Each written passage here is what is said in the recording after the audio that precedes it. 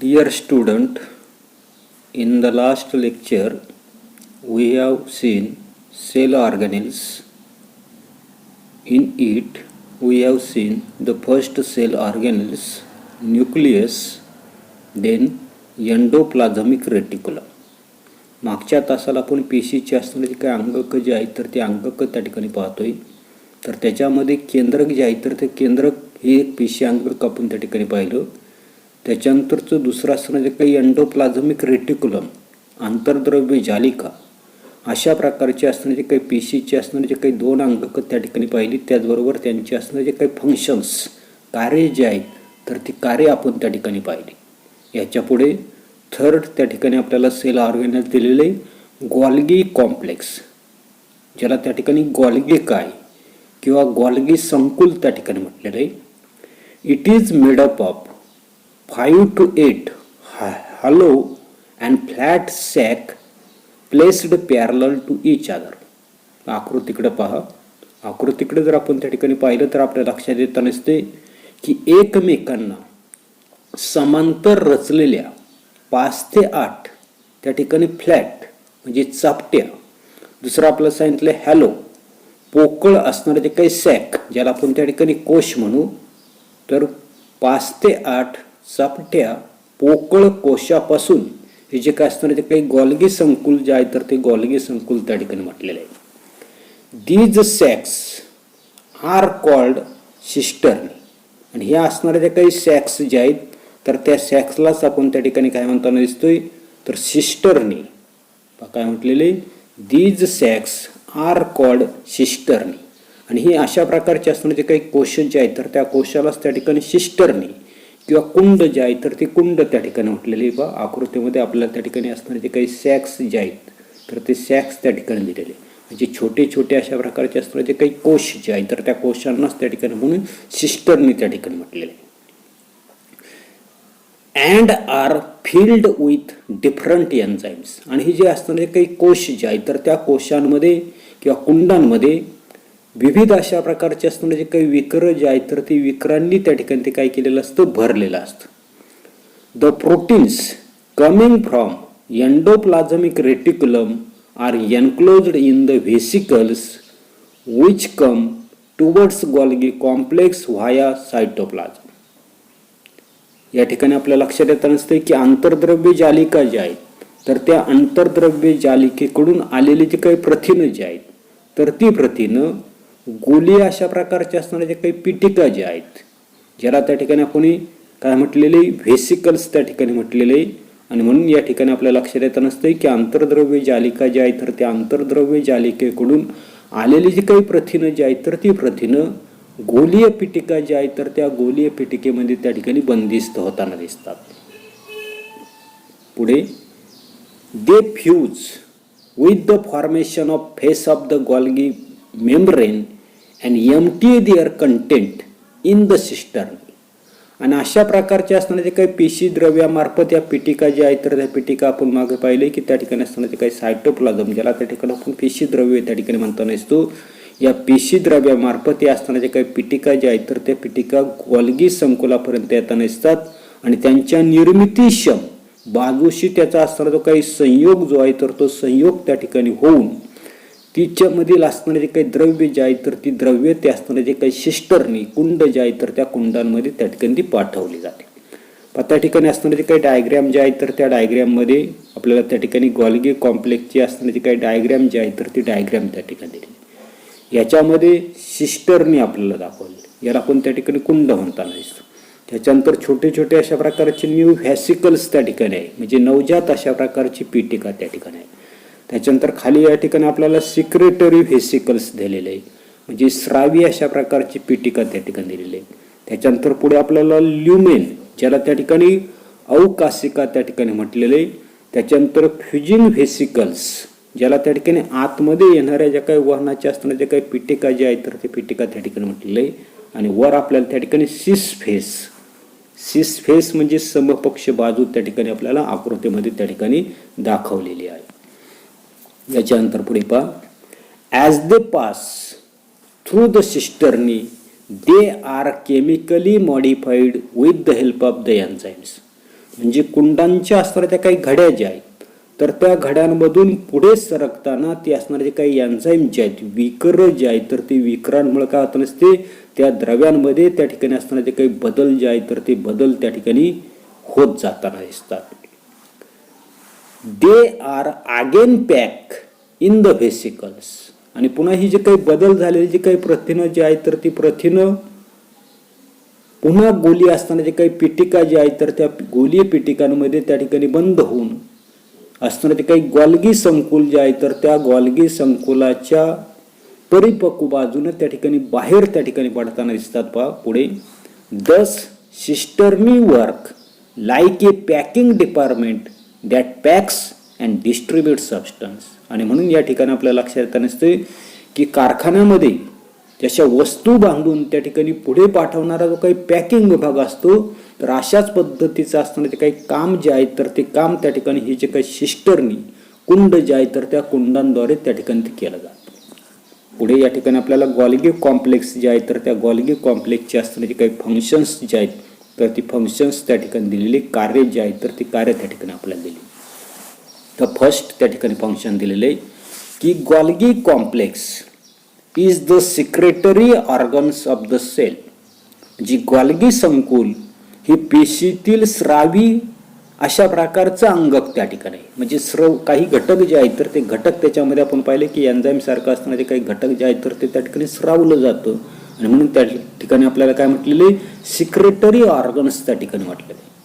Second, it modifies, sorts and packs material synthesize in the cell enzymes, mucus, proteins, pigments, etc.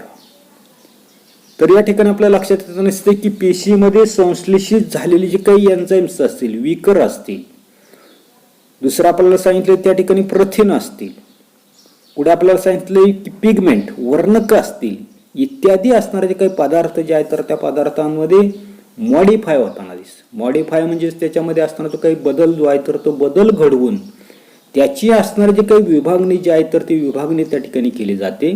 And dispatches them to the various target like the plasma membrane, lysosomes etcetera. आणि या असणारे जे काही पेशीमध्ये संश्लेषित झालेले जे काही विकर असतील, प्रथिन असतील, वर्णक असतील, इत्यादी असणारे जे काही पदार्थ जे आहेत, तर त्या पदार्थांमध्ये त्या ठिकाणी बदल जो आहे, मॉडिफिकेशन जे आहे, तर ते मॉडिफिकेशन त्या ठिकाणी केलं जातं. आणि त्याची असणारे जे काही डिस्पॅच म्हणजे विभागणी त्या ठिकाणी केली जाते. आणि त्यांना पेशीबाहेर किंवा पेशीबाहेर अपेक्षित अशा प्रकारचं असणारे जे काही ठिकाण, उदाहरणार्थ त्या ठिकाणी प्लाझ्मा मेम्ब्रेन असेल, लायसोसोम असेल, तर या ठिकाणी काय केलं तर ते पोचवलं जातं. Third, it produces vacuoles and secretory vesicles. हे जे काय असणारे जे काही गॉल्गी कॉम्प्लेक्स जे आहे, तर ते गॉल्गी कॉम्प्लेक्स व्हॅक्युल्स, ज्याला आपण त्या ठिकाणी रिक्तिका म्हणतो, रिकामी अशा प्रकारची जागा. आणि दुसरं आपल्याला सांगितले सिक्रेटरी व्हेसिकल्स, म्हणजे स्रावी अशा प्रकारचे असणारे जे काही पिटिका जे आहेत, तर ते पिटिकांची निर्मिती त्या ठिकाणी गॉल्गी कॉम्प्लेक्स त्या ठिकाणी करताना दिसते. It helps in the formation of cell wall, plasma membrane and lysosome. हे जे काही गॉल्गी कॉम्प्लेक्स जे आहे, तर ते गॉल्गी कॉम्प्लेक्स काय करतात, सेल वॉल म्हणजे पेशी भित्तिका, प्लाझ्मा मेम्ब्रेन प्रद्रव्य पटल आणि लायसोसोम ज्याला त्या ठिकाणी लय कारिका यांची असणारी जी काही निर्मिती जी आहे, तर त्या निर्मितीला मदत करण्याचं काम गॉल्गी कॉम्प्लेक्स किंवा गॉल्गी काय त्या ठिकाणी करताना दिसतं. त्याच्यानंतर पहा, इंट्रोडक्शन टू सायंटिस्ट त्या ठिकाणी आपल्याला दिलेले. या ठिकाणी असणारा जो काही सायंटिस्ट जो आहे, तर तो सायंटिस्ट दिलेला पहा कोणता, की Camillo Golgi describe the Golgi complex for the first time. म्हणजे कॅमिलिओ गॉल्गी हा जो काही शास्त्रज्ञ जे आहे, तर त्या शास्त्रज्ञानं सर्वप्रथम गॉल्गी संकुल जे आहे, तर त्याचं असणारे जे काही डिस्क्रिप्शन वर्णन जे आहे, तर ते वर्णन त्या ठिकाणी केले. He develop the staining technique called black reaction and with the help of it he studied nervous system. म्हणजे काळी अभिक्रिया काय म्हटलेले, ब्लॅक रिॲक्शन, काळी अभिक्रिया हे असणारे जे काही स्टेन टेक्निक ज्याला त्या ठिकाणी रंजन तंत्र जे आहे, तर ते रंजन तंत्र त्याने त्या ठिकाणी विकसित केलेले. आता हे रंजन तंत्र, उदाहरणार्थ कांद्याची पेशी पाहण्यासाठी आपण त्याच्यामध्ये काय करतो, आयोडीन हे जे काही स्टेन जे आहे तर ते स्टेन त्या ठिकाणी वापरताना दिसतो. तर तशाच पद्धतीने या ठिकाणी असणारे जे काही ब्लॅक रिॲक्शन, काळी अभिक्रिया, हे जे काही रंजन तंत्र जे आहे तर ते रंजन तंत्र त्यांनी त्या ठिकाणी विकसित केलेले आणि या तंत्राच्या साहाय्याने त्यांनी त्या ठिकाणी काय केलेले, नर्वस सिस्टीम, चेतासंस्था जी आहे तर त्या चेतासंस्थेचा सखोल अशा प्रकारचा अभ्यास त्या ठिकाणी केलेला आहे. She won the Nobel Prize of 1906 along with Santiago Cajal for the study of the structure of the nervous system.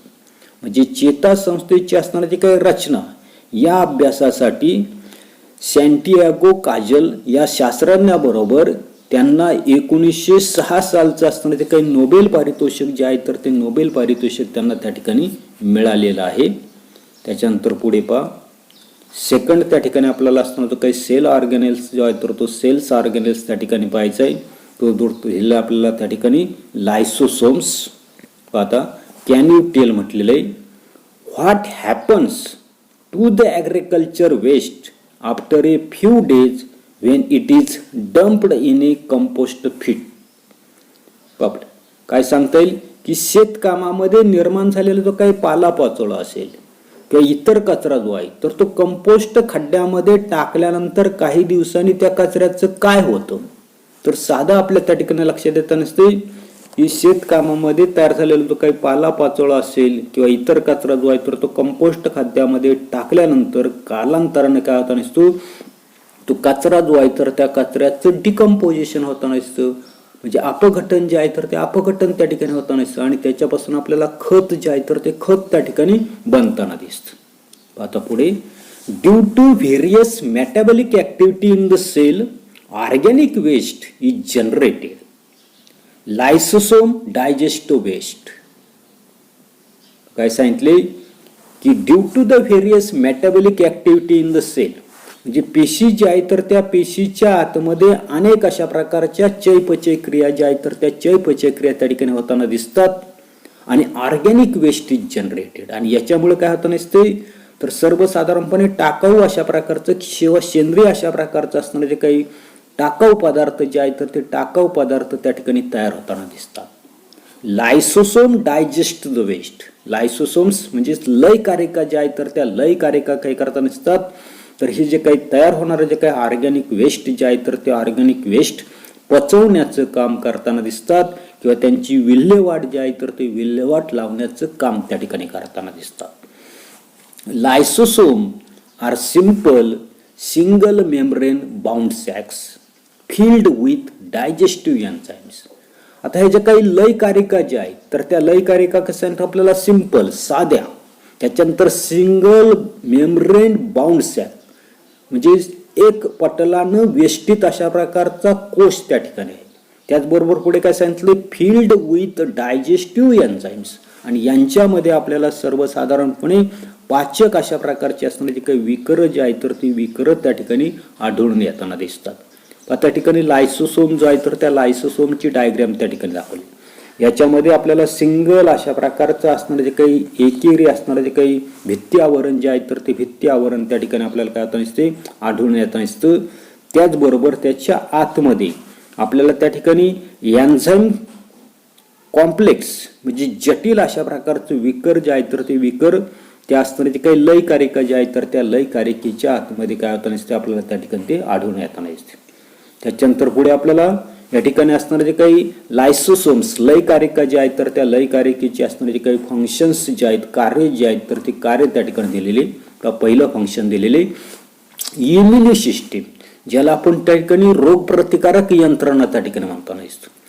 It destroy virus and bacteria that attack the sale.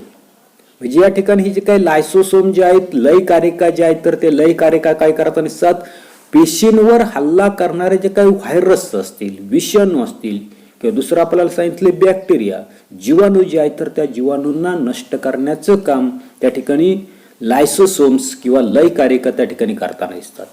दुसरं आपल्याला दिलेले डिमॉलिशन स्क्वॉड. डिमॉलिशन म्हणजे उद्ध्वस्त करणारं पथक. It destroy worn out cellular organelles and organic derivatives that is autolysis. काय सांगितले? It destroy worn out cellular organelles. म्हणजे ही सर्वसाधारणपणे या ठिकाणी वॉर्न आउट, जीर्ण झालेलं किंवा त्या ठिकाणी कमजोर झालेले जे काही पेशी अंगक जे आहे तर ते पेशी अंगक नष्ट करण्याचं काम. त्याचबरोबर पुढे आपल्याला सांगितले ऑर्गॅनिक डेरिव्हेटिव्ज. आता ऑर्गॅनिक डेरिव्हेटिव्ज म्हणजे त्या ठिकाणी सर्वसाधारणपणे कार्बनी असणारा जो काही कचरा जो आहे हे टाकाऊ पदार्थ जे आहेत तर ते टाकाऊ पदार्थ लय कारिकेमार्फत काय केले जातात? बाहेर त्या ठिकाणी टाकले जातात. म्हणजे जीर्ण कमजोर पेशी अंगक असतील, कार्बनी कचरा हे टाकाऊ पदार्थ काय केले जातात तर लायसोसोम जे आहे तर त्या लायसोसोमच्या मार्फत त्या ठिकाणी बाहेर टाकल्या जातात. तिसरं आपल्याला दिलेले सुसाईड बॅग. सुसाईड म्हणजे आत्मघात, आत्महत्या, सुसाइड्स म्हणजे आत्मघाती त्या ठिकाणी पिशव्या. आता काय म्हटले? When a cell become old or is damaged, lysosome burst and enzymes digest their own cell.